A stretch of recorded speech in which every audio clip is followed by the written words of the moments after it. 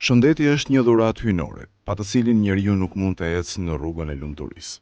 Si rrjedhim, feja e pastër islame gjithmonë kërkon nga myslimanët të ruajnë shëndetin fizik dhe psikik, dhe trupin e konsideron si një amanet të Zotit për njeriu, për t'i mundësuar atij që në botën materiale të realizojë qëllimet e larta të krijimit dhe lidhjes me Zotin.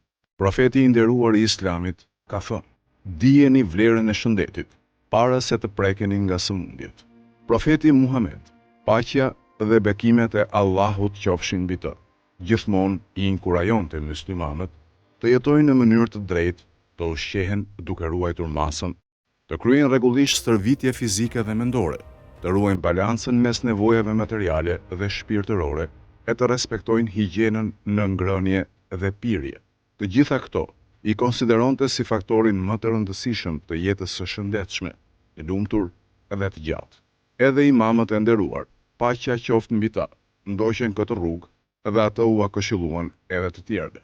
Hazreti Ali, paqja qoftë mbi të, thoshte: "Kushdo që gjatë ngrënies kënaqet me pak, është më i shëndetshëm fizikisht dhe mendërisht."